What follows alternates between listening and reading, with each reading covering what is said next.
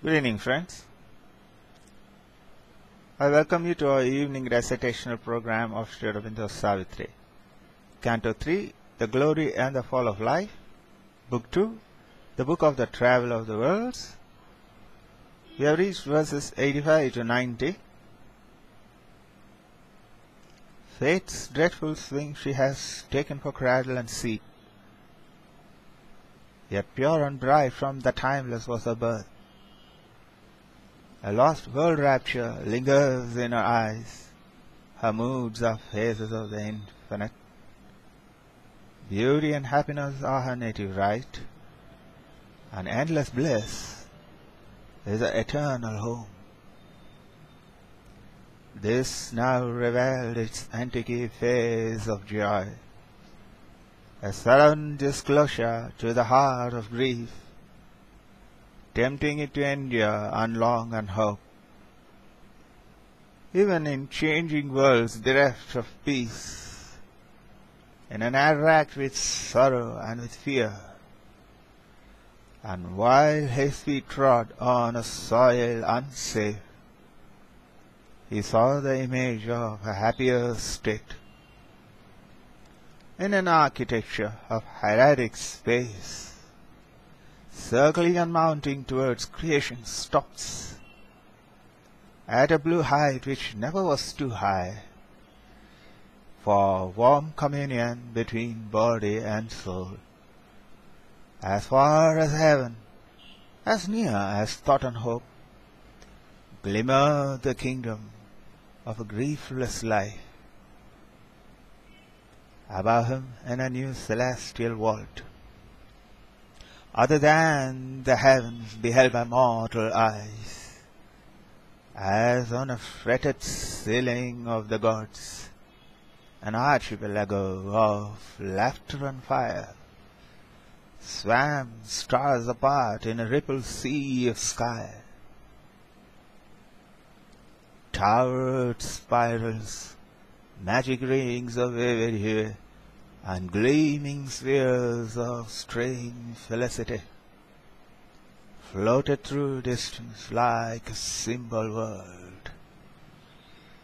On the trouble and the toil they could not share, on the unhappiness they could not aid, impervious to life's suffering, struggle, grief, untarnished by its anger, gloom, and hate, unmoved, untouched, look down great vision plains, blissful forever in their timeless right, absorbed in their own beauty and content. Of their immortal gladness they live sure, apart in their self-glory plunged, remote, burning they swam in a vague illusion haze, an everlasting refuge of dream light, a nebula of the splendors of the gods, made from the musings of eternity, almost unbelievable by human faith. Hardly they seem the stuff of things that are, as through a magic television's glass, outlined to some magnifying inner eye, they shone like images thrown from a far scene, too high and glad for mortal lids to seize, but near and real to the longing heart, and to the body's passionate thought and sense, are the hidden kingdoms of beatitude. In some close unattained realm which yet we feel, immune from the harsh clutch of death and time, escaping the search of sorrow and desire, in bright enchanted safe peripheries, forever wallowing in bliss they lie,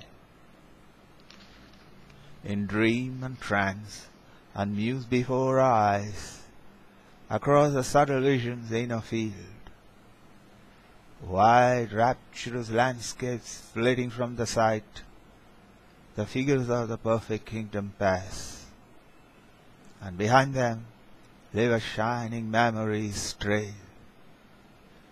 Imagine seeing a great eternal worlds, dreamed caught or sensed, they touch our hearts with their depths, unreal seeming, yet more real than life, happier than happiness, truer than things true.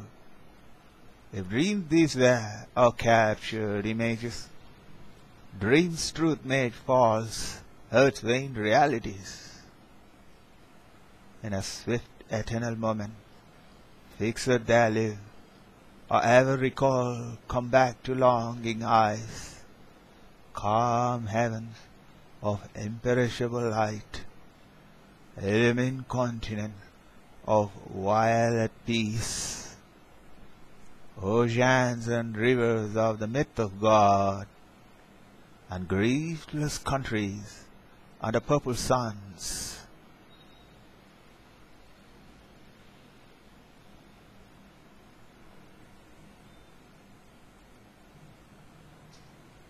Calm heavens of imperishable light, illumine continents of violet peace, oceans and rivers of the myth of God, and griefless countries under purple suns.